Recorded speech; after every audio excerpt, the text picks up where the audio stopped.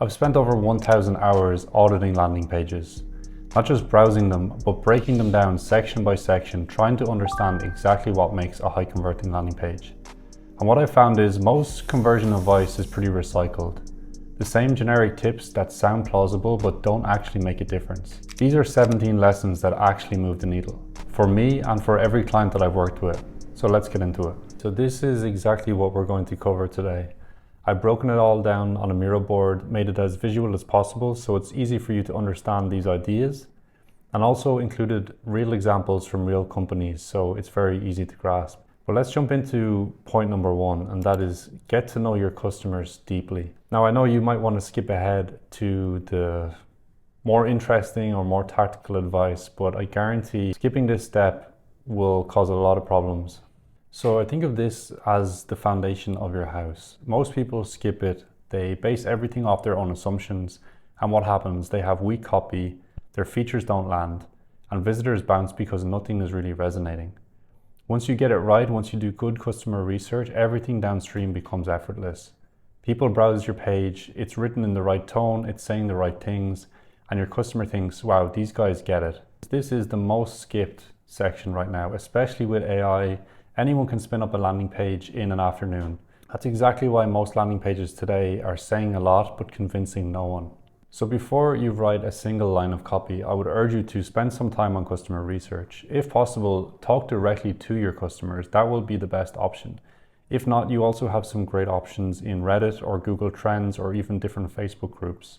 Every audit that I do with clients starts at this step. We do a full ICP breakdown, so we map out exactly who they are, what's their demographic, life stage, what are their key traits, then what are the main hesitations, what are the blockers that are going to stop them from moving forward, and then from there, what does that actually mean for the website? What are the different signals that we're going to have to show them, or what's the messaging that's going to convince them to overcome those fears? So for each buyer segment, break that down, so who they are, what are their hesitations, and what does that mean for the website? So if you take one thing from this video, let it be this: spend some time doing some customer research. I guarantee every step after this will be a lot easier. I know most of you are going to hear this and think, yeah, that's great, and they're going to skip this step anyway. So just for those people, I've included two prompts here. So the first one maps to who your buyer actually is. It's taking on a persona of 200 different workers and splitting them by age group. So I'm not going to go through it, but you can screenshot this. And then the second one is to actually get inside their head. So walk me through what's going on in your life. What would make you search for something like this? What have you already tried? What makes you skeptical? So if you're not going to spend time actually doing the research, at least do some research with AI. So point number two is your hero section is written for the wrong visitor. And the clearest example I can give of this is, first of all, your ad says something, and then your landing page says something else. So that mismatch in communication from what the buyer was expecting to see and what your page actually said, that's a gap that causes a conversion leak. That's why you usually see the best campaigns have a dedicated landing page where the message of the campaign is directly tied to the message of the landing page. But there's a second version of this gap that almost no one talks about, and it's even more common. Most of you will be familiar with this concept of customer levels of awareness. So this was originally coming from Eugene Schwartz, who described 5 levels of customer awareness, from unaware, problem aware, solution aware to most aware. And I think it's easier to actually imagine this on a timeline like this. Most landing pages that I see are falling between unaware and problem aware. And what I mean by that is they're explaining what the product is. But think about where your customers are actually at. They've arrived on your landing page. They've either found you from an ad, a Google search, or maybe a referral. So their question coming to your landing page isn't, what is this? They have some background context. Otherwise, they wouldn't have actually got to your page. So your visitor isn't at zero. They have some awareness, and your job then is not to explain what you do. Your job is to explain or to answer the question that they're actually asking. So let's have a look at this through the lens of Granola. Granola is an AI notepad. Their landing page opens with the AI notepad for people in back-to-back meetings. Granola takes your raw meeting notes and makes them awesome. Now, think about who Granola's audience actually is. Most people coming to their landing page have probably tried some sort of AI note taker, whether that's Otter, Phantom, or Read. And the thing about Granola is they actually have a really compelling unique selling point. That is the fact that no meeting bot joins their calls. It's all done through your computer. So their hero right now is answering the question, what is this? When it really should be talking about what sets them apart from their competitors. So this is a redesigned version of their hero section. Leave every meeting with notes you'll actually use. So we're focusing on the value. And then no awkward meeting bots, just your notes made useful. So you've only got a short amount of time to convince users that they're in the right place when they land on your landing page. So it's very important to understand at what level they're entering your page, what's their level of awareness, and what is the question that they're actually asking. If you answer that question, you have a much better chance of keeping them on the page. So staying on the topic of hero sections for a minute, and the next tip is spend 80% of your time on your hero section. Most conversion advice will tell you that people don't scroll, that once they hit that magical cutoff line in your hero section that they just disappear. And that's not really entirely true. One analysis of over 20,000 sessions found that 85% of users scroll past the first viewport. And the eye tracking data is pretty consistent on this as well. So most viewing time happens above the fold, and then attention drops right after. So the hero isn't where everyone stops, it's where your attention is the densest, where people are spending the most time, and they're trying to decide whether this site is worth their time or not. But here's a problem that I see most often with hero sections. Teams pour most of their time and effort into sections of the page, particularly pricing pages, that most visitors will never see. I call this the effort inversion problem. Pricing pages can have fancy tool tips, beautiful layouts, all features designed nicely, but only like 8 to 10% of people might see your pricing page. Almost all of your visitors are going to see your hero section, and that's really the section which determines whether they decide to stick around or not. So what actually goes into a strong hero section? The best ones that I've audited have these 5 elements. Number 1 is a heading that describes the value you provide or the pain that the customer is experiencing. It doesn't describe your product, but the pain that they're arriving with. Then a subheadline that says how you solve that pain and what makes you different from competitors. Then some sort of visual to back it up and help them picture it. Some sort of trust building element, whether that's a testimonial, a stat, something specific that makes the claim credible. Then a CTA that makes the next step clear and obvious. So the main point here is people don't stop scrolling because they ran out of the screen. They stop scrolling because you didn't give them a good reason to keep going. So spend 80% of your time focused on your hero section, because if you get this right, everything down the page has a chance to be seen. Point number 4, write CTAs for outcomes and not actions. 2 of the most common CTAs that I see in SaaS pages particularly are get started and book a demo. Get started is so vague. What are we starting? And book a demo feels like a pressured sales conversation. The problem with both of these call to actions are they're both focused on what the user is doing for you, not what's in it for them. A good CTA flips it. It describes the value that they actually get and moves them closer to it. But just for a second, let's actually talk about what stops someone from clicking on a button. There's 3 main things. Number 1 is the value isn't clear, so they don't actually feel that it's compelling enough to click. They don't know what happens next, and there's some sort of unaddressed hesitation or objection. So really understanding those 3 things, we can then start to craft a compelling CTA out of 3 different elements.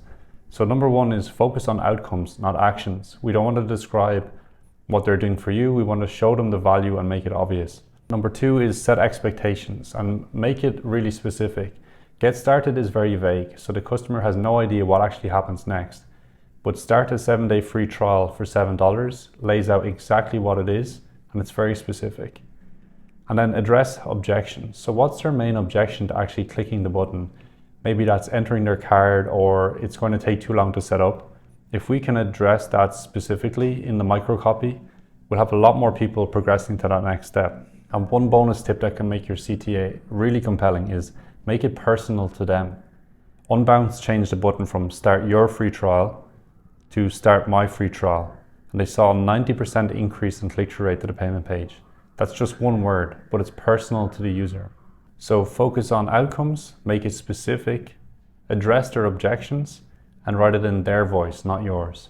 That's really the whole formula. So point number 5 is your page is skipping the section that earns the right to sell. And I'll tell you exactly what I mean by that. Most landing pages jump straight into features. They explain how it works and then they explain more about them. But think about a really good salesperson. They don't start jumping into telling you all about the product and listing off all the features and the benefits. They sit back, they ask you questions, they understand your pain, and then by helping you feel understood, that's when they can sell to you, when you're more open to it. And I think your landing page needs to do the same thing. And to show you how this can be done, I want to take you through an example. So this is Marbleism, and this is one of the most compelling landing pages that I visited recently. So Marbleism sells AI employees, but their landing page doesn't mention anything about AI workflows or smart automation. It's really all about you. So after the hero section, the first section you see is this story block, and it says you want to scale your business, but you're wearing too many hats: CEO, marketer, sales rep, operations manager. So before they get into speaking about features, they're just relating to you. They're describing the situation that you're in, and they're making you feel understood. Then from there, they go on to show the solutions. So stop juggling, meet your new team. And then below that, welcome to your new life. So they're basically walking you through a simple 3-step. Here's where you are now, here's the solution, and here's what your week will look like once you sign up. And that's really the whole page. Most landing pages lead with features and then benefits, then how it works and more technical proof. But Marbleism just helps you feel understood before trying to sell you anything. So if you take your customers on that journey, it's going to be such a more compelling argument as they scroll the page. And it doesn't have to be 3 different sections like this. You could do a simple side-by-side like I've shown here. I think right under the hero section is the perfect place for this. Describe where they are now, lay out a couple of points of the pains that they're experiencing, and then describe the future state. What's the dream outcome that they'd like to get to? Most pages skip this step, but I guarantee including this section convinces people that they're in the right place and that you understand their pain. Point number 6 is the curse of knowledge. And this is essentially why founders are the worst people to judge their own landing page. Once you've spent so much time in something, once you understand a product so deeply, you can't remember what it's like to be not knowing, to be a cold visitor. So as a founder, the hesitations, the concerns, the unclear value, it's all invisible to you because you understand it so well. But your visitor is arriving there cold or with less information. So the value isn't as obvious to them, and they're arriving there with certain hesitations or objections that you often just overlook. That's why so many pages have phrases like end-to-end, seamless integration, all in one platform. These types of phrases, they seem important when you're on the inside, but they mean absolutely nothing to a visitor arriving there with no context. The only 3 questions that your customers really are asking when they arrive on your page is, what is this? Who is it for? And why should I care? So the fix here is to remember who's really reading. Someone cold and someone human. So for the cold visitor, we need to make it effortless. We need to remember that people are skimming and they're not absorbing all the information in the way that we think they are. So we want to write at an 8th grade reading level.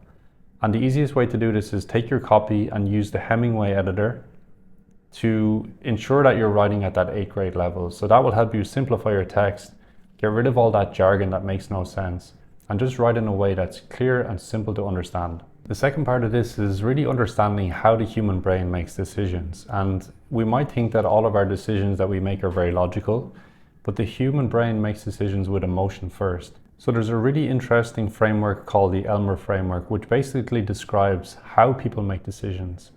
But the key piece of information here is we make decisions with emotion first and then justify it with logic afterwards. The problem is most landing pages write to the logical side of the brain, right? They speak about features, technical proof, when really it's emotion that gets people there in the first place. The main point to take away from this is understanding that emotion comes first and then writing your copy in a way that evokes some sort of feeling or emotion in the reader. So whether that's relief, frustration, or some sort of pain, copy that focuses on getting them to feel something first is so much more compelling than jumping straight into logical. Point number 7 is your landing page isn't a brochure, it's a sequence of objections. Most landing pages that I see, they treat each section sort of like an island. So everything is technically correct, but there's no narrative throughout the page. So a landing page should be less like a list of sections. It needs to be more like a sequence of objections being answered in the right order. So great landing pages tell a progressive story that moves someone from curiosity to understanding to trust and then action.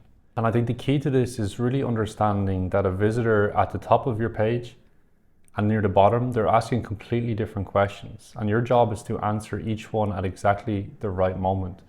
So here's a very simple way to think about this. I've broken it down into 3 sections. So in the hero section, as we've already established, they're asking, am I in the right place? So your job here is just to reflect their pain back to them, help them feel that you understand their pain, and to convince them they're in the right place. In the middle of the page, they're asking, will this work for me and do I believe this? So at this point, they're interested, but they're skeptical. So most pages bury trust at the very bottom of the page, but by then all of the interested people have probably left. So what we want to do is reinforce the value all the way through the page, but put proof next to every claim that needs it. Then towards the end of the page, they're asking, what if it doesn't work? So at this point in the page, we don't really need to sell harder. We need to switch our tactics now, and it really focuses on reducing risk, setting expectations, and making the next step feel safe. So that's the whole job at this stage. Most landing pages that I see are written like brochures. They're overloaded with information and they answer questions that no one asked. The pages that convert answer the right questions in the right order. So point number 8 is never stop building trust. And this is a mistake that I see even great landing pages make. Up the top, they have logos, stats, testimonials, all trust building elements.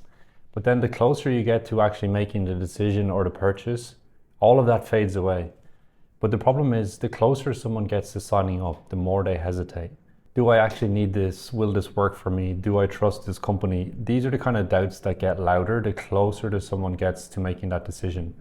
And you've probably done it yourself. You get to the checkout, you've added all the items to your cart, you've already made that mental decision, and then for some reason you just pause and you hesitate. And maybe sometimes you abandon the cart. That's the anxiety spike. And I've seen this firsthand with a client that I worked with. On their donation process, they had a 34% abandonment rate between selecting the donation amount and actually completing the donation. So donors had picked a project, entered an amount, entered their card details, and then on the final screen where all that was left to do was press complete donation, they abandoned it. And what's happening at that moment is exactly what we described, that anxiety spike right before the final commitment. Do I trust this company? Is this actually going to make a difference? So what we did, as you can see in this new redesigned version of their donation process, is just reinforce trust right beside the points that needed. So we added this sidebar that told them that all the projects were vetted, that they'd get an update with every donation, and that their donation was securely processed by Stripe, and then just reinforced it with different trust signals all the way through. With those trust signals in place, we had a 7% increase in completed donations and 10% increase in average tip amount. So it just goes to show that even at that end state, trust is so important. So most companies do the hard work of actually getting you to the landing page and then getting you through the process, but don't let it slip away at the last moment. Make sure that you're building trust all the way through. So 3 fixes to make sure that you're tackling the anxiety spike straight on. The first problem is that visitors don't know what happens next. So with our CTAs and with our copy, we want to be very specific and remove that uncertainty. The second problem is there's no proof where the decision is actually being made. So to tackle this, we want to make sure that there's reassurance exactly where it's needed.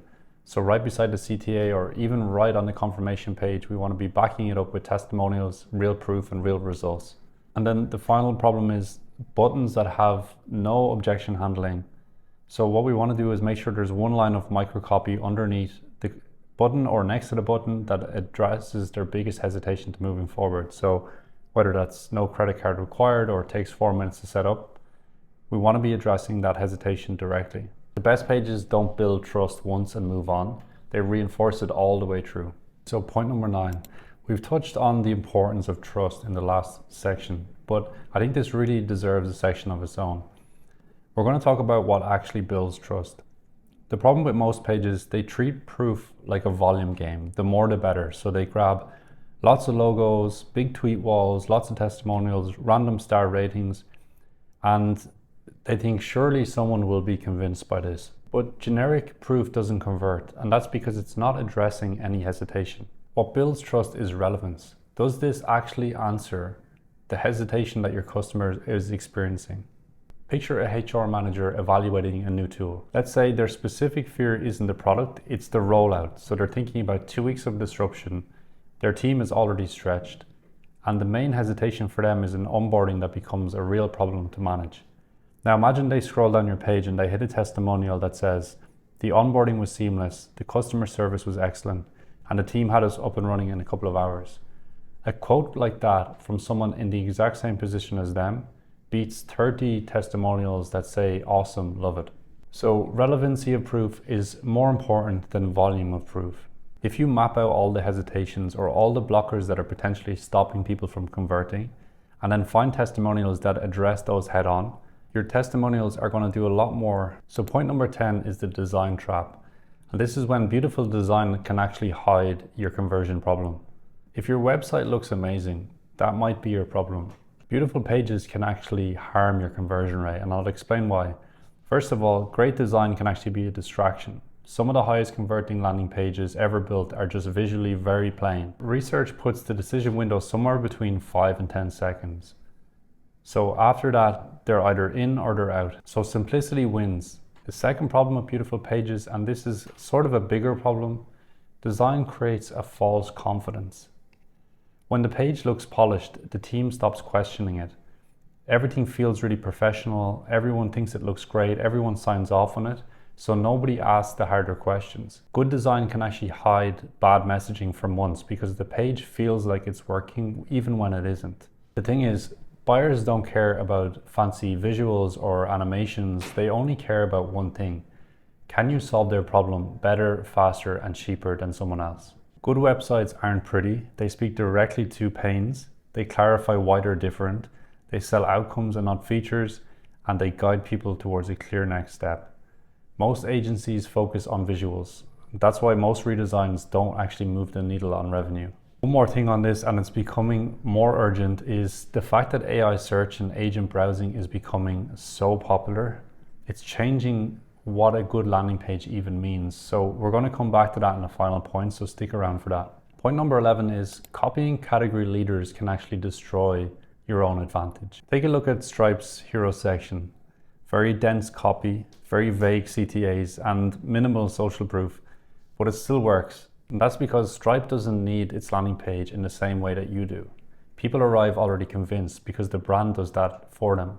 The same is true for any big brands like Notion, Linear, Apple. They're not playing by the same rules. The problem is these are the brands that come to mind when you're first looking for inspiration, but they're really the worst ones to copy. I did a breakdown on Fairphone one time, and it was clear from their hero section that they've taken some inspiration from Apple. So they had this big call out title called the Fairphone Gen 6 and then just a CTA. And when I looked at Apple's website, it was almost identical. So iPhone 17 Pro with just a CTA. If you're Apple, you can get away with that. They're one of the most recognizable brands in the world, and they've literally built their brand on minimal design. So 40 years of recognition does the work for them. But Fairphone doesn't have that advantage. And worse for Fairphone, by copying Apple's format, they've actually buried the one thing that makes them impossible to compete with. So the repairability, the ethical supply chain, the mission, that's the stuff that Apple can say, and that's what sets Fairphone apart, but their homepage didn't say it. So absolutely look at your competitors, even look at competitors in adjacent categories for inspiration and ideas for your own landing page, but be very careful who you actually copy. The top brands have earned the right to be minimal. They don't really rely on their landing page in the same way that you do. People already arrive pretty convinced. Find the pages that are really under pressure to convert. Those are the ones to take inspiration from. Point number 12 is looking different can be a strategy. So many websites today look identical. They have the same layouts, they have the same gradients, and it's immediately clear that the site has been vibe coded. And I get it, AI gives you speed, you're able to spin up your website in an afternoon, but what you get in speed, you're definitely paying for in differentiation. Let me show you what the alternative can look like. This is Howie, and Howie is an AI assistant. This is a very competitive market, but while most of their competitors were going for the same AI images of someone looking relieved at a laptop with vibe-coded layouts in the same color scheme, Howie's gone in a completely different direction. They invested in premium creative direction, they have a distinct brand identity, and that means Howie is playing a completely different game to the rest of their competitors. So Howie doesn't try to out-feature them, it tried to out-brand them. In a crowded market like this, investing in creative direction will allow you to differentiate yourself from your competition, capture more market share, and even allow you to charge a higher price. Sometimes the highest converting landing pages aren't the most optimized ones, they're the most memorable. So moving into the last row here, and point number 13 is almost nobody converts on their first visit and nobody builds for the second. To me, the traditional marketing funnel is broken. You've probably seen a graph like this where someone moves from awareness to consideration to conversion. But the idea of customers moving in a straight line from awareness to action just doesn't exist anymore. The way that I think about it now, it's more like planets orbiting each other. So your customer is constantly circling you, but also your competitors and even other creators. And there's data there to back this up. For B2C buyers, it can take 6 touch points over days or even weeks for them to finally convert. And if you're in B2B, it can take 7+ over months. And the same is true for e-commerce. The average conversion rate in e-commerce is 2%. So that means 98% of visitors leave without buying on any given visit. And even when they do add something to their cart, the average abandonment rate is 70%. So even if your analytics says that someone converted on their first visit, that's almost never true. That's just the last click you can see, but the journey probably started a long time before that. This is why remarketing campaigns are so essential. People are often interested, but they just need that final nudge to get them over the line. But here's where most teams go wrong with their remarketing campaigns. They send warm traffic back to a cold page.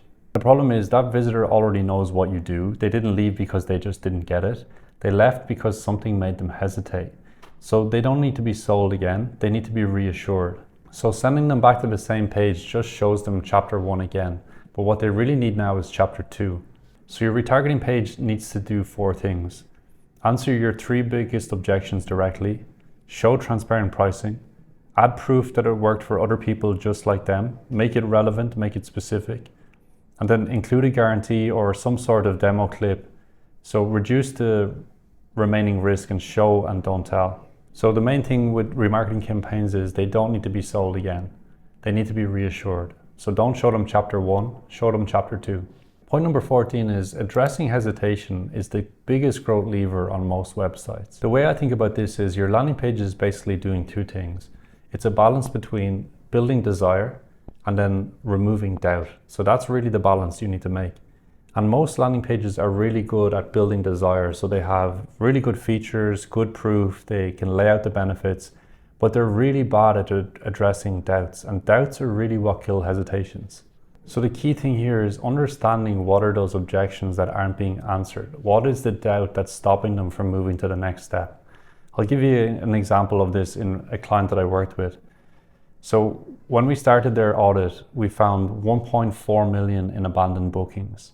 When we first saw that, it was immediately obvious that there was a problem with the booking engine, or at least that's what we thought. Everything points to that being the problem.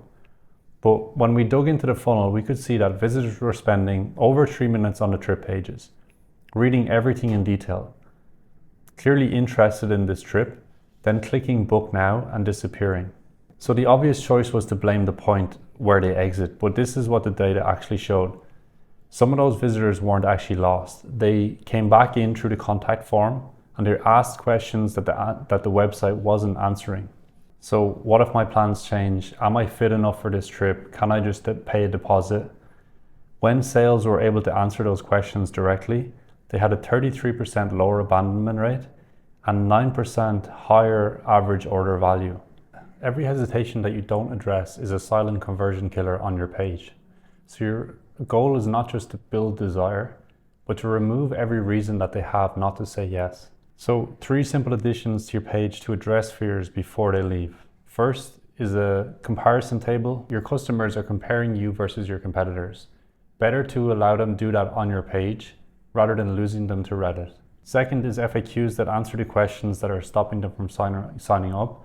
So very underrated. It's an opportunity to openly address any reason that they have not to sign up. And then the final point is with every button that we have or every CTA, we want to have 1 line of microcopy in and around the button that addresses their hesitation. Doubts have to be addressed before people leave, and addressing hesitation is the biggest growth lever on most websites. Point number 15, and this is also not something that's really talked about, but personalized onboarding can skyrocket your conversions. For this example, we're going to go back to Marbleism. They had such a compelling landing page, so I decided to click the CTA to sign up. But as we've already established, people might be keen, they might be interested in your product, they might see the value, but they hesitate all the way through your funnel. And this is where Marbleism does something that most brands miss. Let's actually walk through exactly what happened in their funnel. So I clicked Get Started. The next step was, what's your website URL? So I entered my URL, and then it immediately began scanning my website. So found similar business, looked at the optimization potential. So I'm watching this analysis in real time. I can see it working. It's showing me what it's doing, like finding businesses, scanning my site, building a picture of what I needed. And this is called the labor illusion. And there's a reason behind this. And that is, people trust and value things more when they can see the work going on behind it. Harvard Business School researchers found that when websites showed their work, like visibly demonstrated the effort, perceived value of the service went up 8%, and users preferred it even over instant results. And this is the same process that you see repeated across comparison sites. Kayak was a famous example of this. They found that when they showed results instantly, people trusted and valued them less. So they purposely added a waiting screen that said searching for the best deals. It showed the working in real time. And what they found was people valued and trusted the results more. So if your product does something like that in the background, if it's running some sort of process, make sure you make it visible, name the process, and show people the workings, because that's going to increase trust in the product. But Marbleism didn't stop there. So once that scan was done, all of the features and all of the screens that it showed me following this were all personalized to my business. So as you can see here, it says Ava handles Conversion House emails so you can focus on audits. Draft replies to B2B SaaS inquiries. Stan finds B2B SaaS founders spending over 5K on ads. So these are all mapped to my business, to my specific situation, and to my actual problems. And because of that, I'm so much more likely to progress in the funnel. And the data on this is pretty compelling. So companies implementing personalized onboarding see 35 to 50% improvement in activation rates. And SaaS tools with any personalization see approximately 18% higher adoption versus those without. Marbleism could have skipped straight to the sign-up form and just got me to pay. That's what most products do. But they know that by rushing that, by going straight to payment before someone feels understood, they're going to lose people. So implementing a personalization into your onboarding flow, it takes a little bit more time. But with AI, it's far more accessible now. And the conversion gains that you can get from actually putting this in place are really powerful. So the key lesson here is show the work. Make it visible. If your product is doing something in the background, name it and show the process. And if possible, personalize the experience. Okay, final 2 points. Point number 16 is your confirmation page is probably an afterthought. And for this, I've shared an example of the SlapMac founder and how he organically received 50 million views. So the confirmation page is one of the highest intent moments in your entire funnel. The customer has just trusted you enough to convert. And most founders treat that as an afterthought. Your confirmation probably says something like you're all set, or thank you, or maybe just directs them back to your social media. But SlapMac's story is a good reframe in how you should think about this. So SlapMac is a $7 app that makes your MacBook moan when you slap it. And the founder built in a very simple mechanic into post-purchase experience. So he said, make a reel about SlapMac. If it gets 2,000 views, I'll give you a 50% discount. If it gets over 20,000 views, you'll get a full refund. 10 people did it, few influencers picked it up, and they got 50 million views total. He didn't pitch media, he didn't run ads, he just asked for something at the exact right moment, and it compounded into 50 million organic views. So the confirmation page is the conversion lead that no one really talks about. Intent is at a peak, resistance is really low. So the question isn't whether you should do something with your confirmation page, it's what's the right ask at that peak moment of intent. So a couple of ideas for this. It could be a referral, maybe a share mechanic, maybe an upsell, community invite, or even a request for a testimonial. Whatever fits your product, it should be one thing, it should be specific, and it should be tied to what they just did. Your confirmation page shouldn't be the end of the conversation. It should just be the start of the next one. Okay, we're on to the final point, number 17. And the businesses that understand this are the ones that are going to be reaping the rewards for the next couple of years. Your website has a new visitor, and it's not human. So the Cloudflare CEO announced on Twitter recently that AI bot traffic has surpassed human traffic for the first time in history. And the thing is, it's accelerating. He predicted that we would reach this point somewhere in 2027. We've reached it in 2026. And AI-driven traffic grew 187% in 2025, nearly 8 times faster than human web activity. So your website is no longer being visited just by humans, and this raises new challenges for business owners.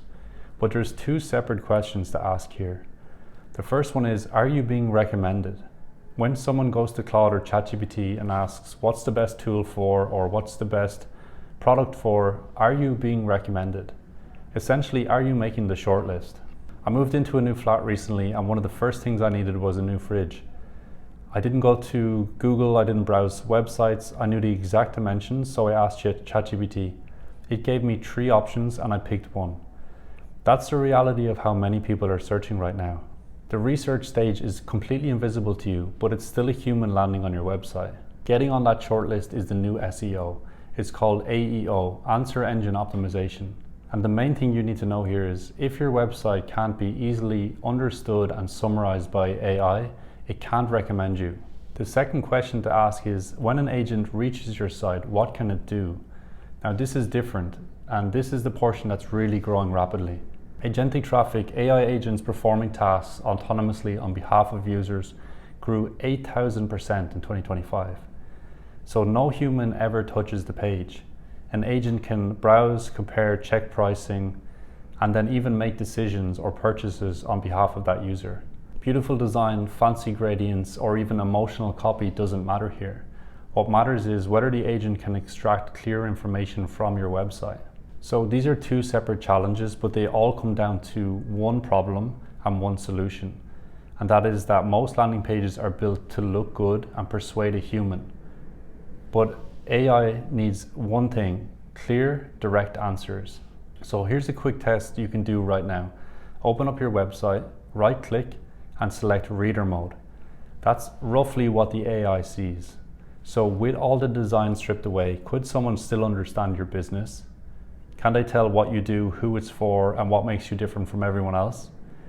If the answer is no, your website is not prepared for AI search or AI agents. And the most painful part is you won't even realize you were skipped. Okay, that's all 17 lessons. If you made it this far, well done. The main thing I want you to take from this is none of these work in isolation. The audience research informs the hero earns the scroll needs trust, and so on and so on. It all works hand in hand. These aren't 17 different fixes. It's all one system that plays together, but most landing pages are only getting 2 or 3 of these right. So pick the lesson that hits the hardest, go to your landing page and check if your page actually does it. And that's more valuable than rewatching this entire video.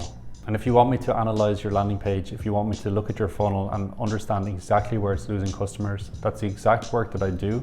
So there's going to be a link below to book an audit. I'll see you in the next one.